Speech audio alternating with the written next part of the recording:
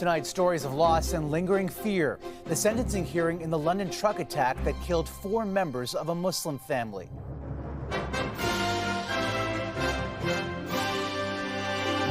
A community shares its grief. Our London family was brutally stolen from all of us. And a judge considers whether the deadly attack was an act of terror. Vindication for 2 New Brunswick men finally declared not guilty of a murder 40 years ago. I'd just like to thank everybody. Also, chaos in a Vegas courtroom. A defendant attacks the judge. Plus, as parts of Canada brace for snow, prairie farmers face a worrying dry spell. And a new player in the space race. You can believe SpaceX is watching this very, very closely. Cosmic competition heats up as the first private spacecraft is set to launch to the moon.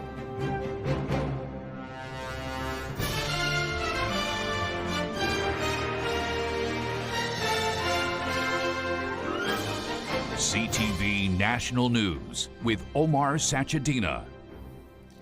Good evening, everyone. At a time when the scourge of hatred is intensifying, today a deeply emotional reminder of its crippling and devastating toll. Relatives of the Muslim family killed in a truck attack in London, Ontario in 2021 delivered powerful victim impact statements at the sentencing hearing for Nathaniel Veltman. One of them describing what it was like entering Yumna Afzaal's room the day after the attack. I picked up her clothes from the ground. I lay on her bed, crying, and instinctively swaddled my nose in her shirt, desperately seeking solace one last time in her lingering scent. Yumna, the youngest to be killed, was 15 years old. CTV's Heather Wright reports from London, Ontario tonight. Nearly 2.5 years after 4 members of the Afzaal family were murdered, their loved ones entered a London, Ontario courthouse to begin 2 days of victim impact statements, trying to put their loss into words. If only the offender had not judged Salman Afzaal by the color of his skin for his attire, but had taken 1 second to talk to him, said Sidra Jamal, Salman's sister-in-law. Salman would have shown him what a wonderful world it could be if people were kind to each other. The Afzaal family was out for a walk on the evening of June 6, 2021, when they were hit by a truck driven by Nathaniel Veltman. Salman Afzaal, his wife Medea Salman, and their 15-year-old daughter Yumna Afzaal were killed, along with his mother Talat Afzaal. The youngest member of the family, a 9-year-old boy, was seriously injured but survived the attack. In November, Veltman, a self-described white nationalist, was found guilty of 4 counts of first-degree murder and 1 count of attempted murder. During the trial, court heard he deliberately drove his pickup truck into the family, wanting to frighten the Muslim community so they would leave Canada. The grief is real. The struggle, the sense of fear, the apprehension, and lack of safety and security are all real. The mother of Medea Salman described that fear in her statement. "When I go for a walk, I wonder if it would be me," she said. "Any big black truck that zooms by freezes me in my tracks." Nearly 70 statements are expected to be read. They won't impact the length of the sentence. First-degree murder convictions carry an automatic life sentence with no chance of parole for 25 years. But they could affect the judge's decision on whether the killer's actions constitute an act of terrorism, something that will be argued at a separate hearing later this month. With enough hatred, anything is a weapon and nobody is safe. So what we desperately need, in addition to policy and legal reform, is to reckon with ourselves as a society. More than half of the victim impact statements were read today, with the rest set to be delivered tomorrow. As for Nathaniel Veltman, he will have a chance to address the court at that hearing later this month, though his lawyers say he has yet to decide if he will say anything. Omar. CTV's Heather Wright outside the London, Ontario courthouse tonight. Police in Canada's largest city revealed today they believe that yesterday's arson at a Jewish-owned deli in Toronto was hate-motivated. Make no mistake, it was a criminal act that was organized and has inflicted great harm in our communities, and in my view, was hate-motivated. The business remained shuttered a day after it was set on fire and vandalized. The words "Free Palestine" were sprayed on its doors and what looked like gas cans found on the roof. 4 decades after they were convicted of second-degree murder, 2 New Brunswick men, now 76 and 81 years old, were exonerated today, formally declared not guilty. But as CTV's Sarah Plowman reports, freedom hasn't necessarily brought them justice. It was a day Walter Gillespie and Robert Mailman never thought would come. 40 years after the two were convicted for second-degree murder in the killing of George Lehman. The 2 men walked into a New Brunswick court and walked out exonerated. No, I'd just like to thank everybody.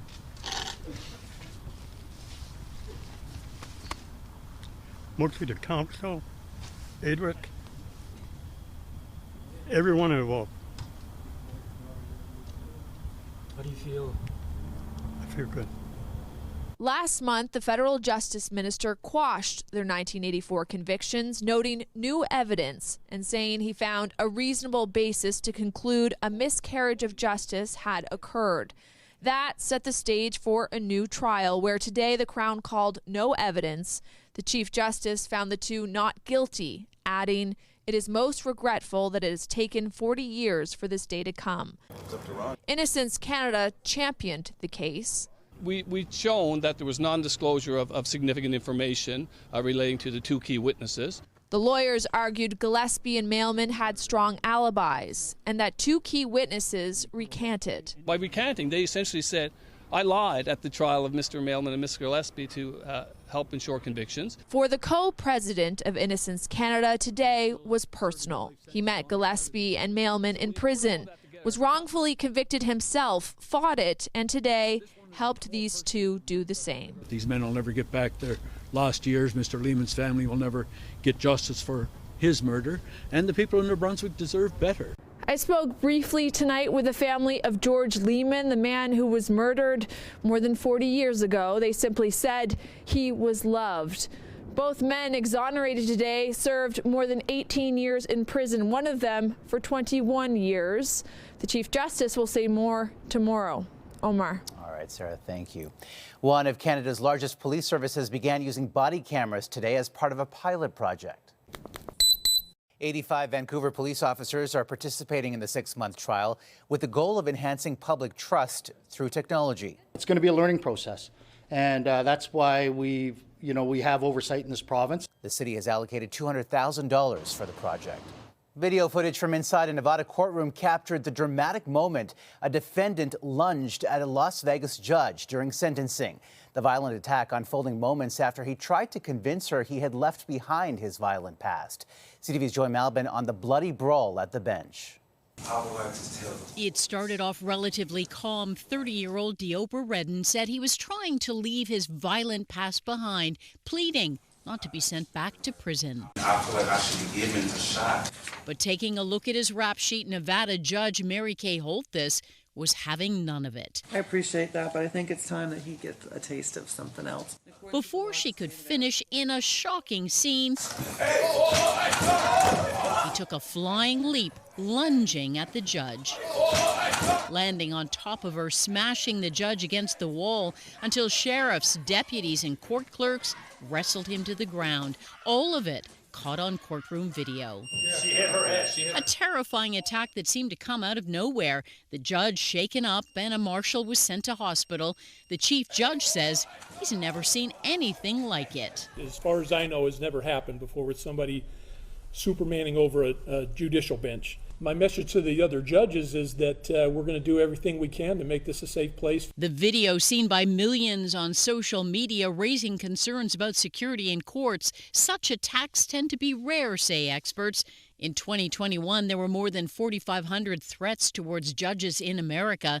A few months ago, a Maryland Circuit Court judge was shot in front of his own home after ruling against a man in a child custody case. And in 2020, a man targeted New Jersey judge Esther Salas, shooting her husband and killing her only child, 20-year-old Daniel. Congress passed a law in his name protecting judges' personal information online. I'm hoping will happen now is that we will expand these protections nationwide. This is a matter of life or death. The Las Vegas court says they're reviewing security. Redden wasn't handcuffed at the time of this attack. The judge was back at work today and will sentence Redden next week. He faces multiple new charges and up to 10 years in prison, Omar. All right, Joy, thanks. And a New York judge has released a second set of documents describing convicted sex offender Jeffrey Epstein's abuse of teenage girls. Use his power, his money, and his influence to bring people into his circle. He preyed on underage girls. Hundreds of pages of old court records providing insight into his high-profile network of politicians and celebrities. One of the alleged victims identifies magician David Copperfield as Epstein's friend, who asked her if she was aware girls were getting paid to find other girls. Michael Jackson is also mentioned. Neither is accused of wrongdoing. Tragedy in Iowa today on the first day back to school after the holiday break. It's just traumatizing because honestly, he could have just killed me then and there and I wouldn't be here right now. A gunman opened fire this morning, leaving a grade 6 student dead and 5 others wounded. Police say the shooter was a 17-year-old student who took his own life.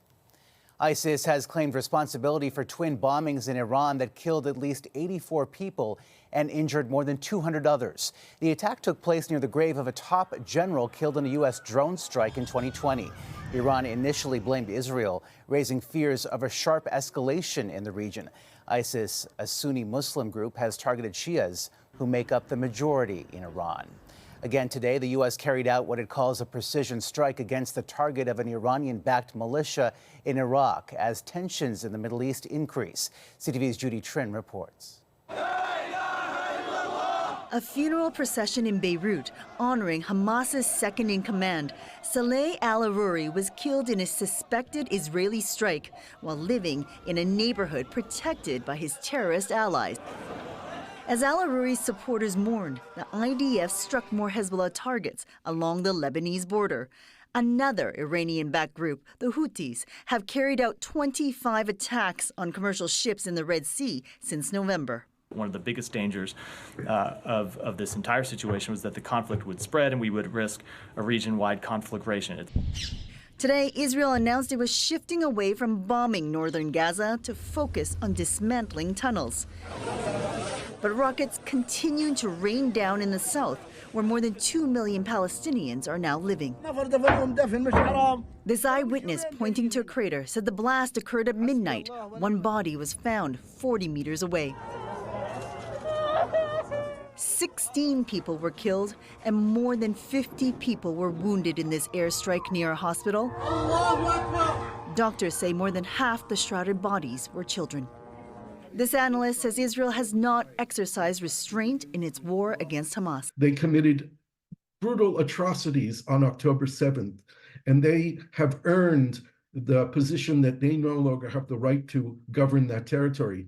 But that doesn't give Israel a license to carpet bomb half of Gaza. After meeting with U.S. Republican Senator Lindsey Graham, Prime Minister Benjamin Netanyahu said the mission hasn't changed. Our war goals: destroying Hamas, releasing our hostages, making sure Gaza doesn't become a threat again. U.S. Secretary of State Antony Blinken is on his way to the Middle East. He plans to visit 9 countries.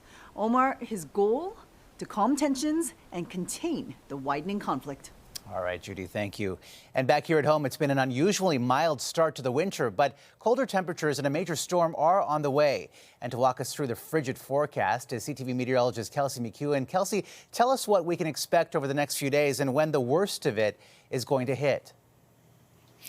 Omar, there are 2 big reasons why we're taking this drastic shift to more wintry weather. The first is cold air finally pushing its way southward, and then that is interacting with 2 weather systems sitting over the U.S. now, but have a major impact on Canada. The first one just developing north of Mexico, widespread weather advisories across the central U.S. Now, this draws in moisture from the Gulf of Mexico, combines with that cold air to the north, and becomes a good old-fashioned nor'easter, potentially bringing the first significant snowfall to U.S. East Coast cities that have been in a snow drought for nearly 2 years. Canada will see it as well. Ontario, Quebec, Saturday into Sunday, and then moving into our maritime Sunday into Monday. Now, there's a second system already on the U.S. East Coast. This one has its eye right on the Avalon Peninsula. Newfoundland set to see significant snowfall through Friday. This, in combination with winds near 70-80 kilometers an hour, travel will not be advised on Friday, and it will not depart the region until Saturday. Omar? All right, Kelsey, we will bundle up. Thank you. Coming up, we need that moisture. We need that snow. the dry spell cultivates worries for growing season in the prairies.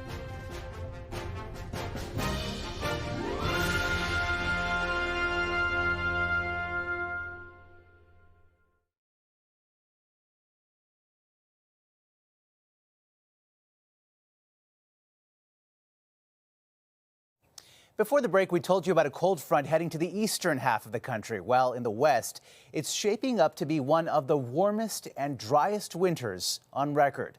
Municipal officials in Calgary are already warning of another summer of water restrictions, as well as an increase to the wildfire risk. And for farmers, the lack of snow is disconcerting. CTV's Allison Bamford reports. Nick Cornea is focusing his time on hauling grain. But that doesn't mean he's lost sight of the upcoming growing season. Every year it's always kind of in the back of every farmer's mind, how much rain are we going to get? We need that moisture, we need that snow. Without it, farmers say there's not much soil moisture in the reserve to rely on. The most recent federal data from November shows long-term drought stretching across southern parts of the prairies, with 72% of the country experiencing moderate to exceptional drought conditions. There should be enough to start a crop, but if a crop only runs out of moisture, it'll grow to a certain height and then kind of just plateau there and wait for more moisture. The dry winter could reduce the amount of water runoff ranchers see in the spring, and if conditions don't change by mid-March, producers say it could be detrimental. I would say most ranchers would be already starting to make plans, making those tough decisions in reducing the size of their herd. But there are some short-term benefits for cattle farmers who are spending less on feed. Livestock don't eat as much when it's not as cold, and in some areas the animals are still able to graze. It plays on your emotions pretty good because at the same time we know that getting some big snowfalls in the fall time and having a good snowpack is very beneficial for us. Farmers aren't writing off the year just yet. The forecast shows cooler temperatures in the coming days and a chance of flurries in certain regions. But some producers want at least a foot of snow on the ground to guarantee a good start to the growing season. Omar? All right, Allison, thanks. Still ahead, the countdown begins for Vulcan's historic rocket launch.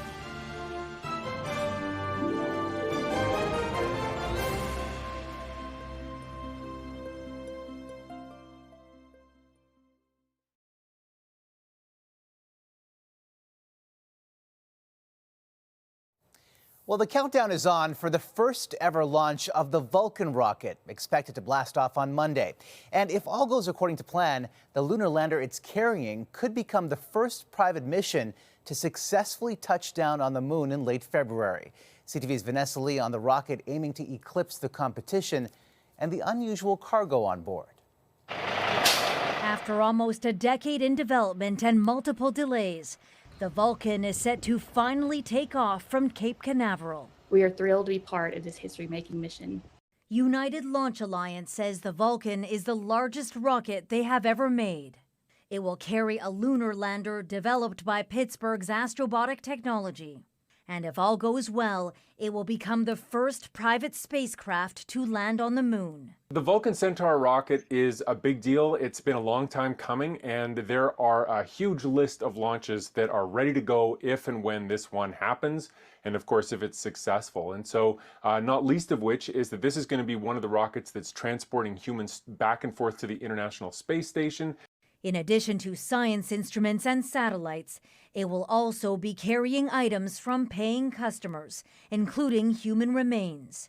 Notably, small capsules containing the ashes of Star Trek creator Gene Roddenberry and star Nichelle Nichols, as well as the DNA of 3 former U.S. presidents. This will be the first time in our civilization's history that we sent DNA out. And it's going to be 330 million kilometers out. Built through a joint venture between Boeing and Lockheed Martin, the Vulcan is aiming to eclipse the competition. Ignition and liftoff. Elon Musk's SpaceX has dominated the industry, pulling off 96 successful launches last year. I think that this stands to be a really exciting launch, and it really is going to become exciting because it's going to make the space race more exciting overall. If the stars align, the mission is set to blast off on January 8th, with the private moonlander slated to touch down on February 23rd. Vanessa Lee, CTV News, Montreal. Will be an incredible sight. After the break, turning the page on a popular Halifax newsstand without giving up the past.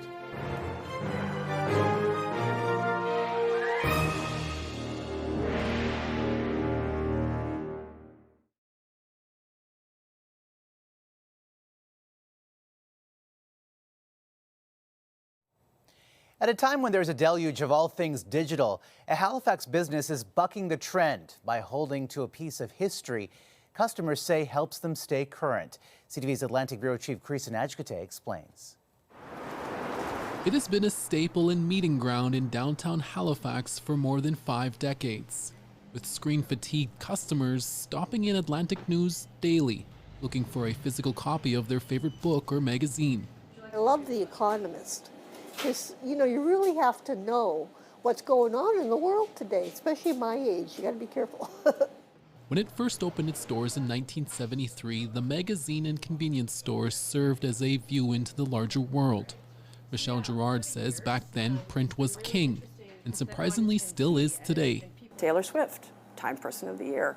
We ordered in 250 copies, and they were gone by 2 o'clock the next day. We get phone calls. Even the annual winter issue of the Oxford American has a big following here. It's so much fun to see, yes, it's arrived, and they're so excited. Gerard says there were 11 major newsstands in the city during the 1990s. Now the one-of-a-kind store is all that's left, offering print on demand for more than 2,000 same-day newspapers. And it feels remarkable to have, in a digital world, to still be running a newsstand that people love to come into and pick up a print publication. And after 29 years, the Gerard family is passing on the torch to a new owner to keep the business Nova Scotians have come to expect. This is a place of community. In the mornings, a group of 5 women meet in front of the store, even though it's closed, because this is a meeting place, and they go walking. People come here because they love to read, and that's why I am relieved that somebody wanted to continue it on as it is. Turning the page on a business that is still thriving in our ever-changing digital age. Chris Najkate, CTV News, Halifax. It's great to see. That's a snapshot of this Thursday. Heather will be here tomorrow. For all of us at CTV National News, thank you for watching, and good night.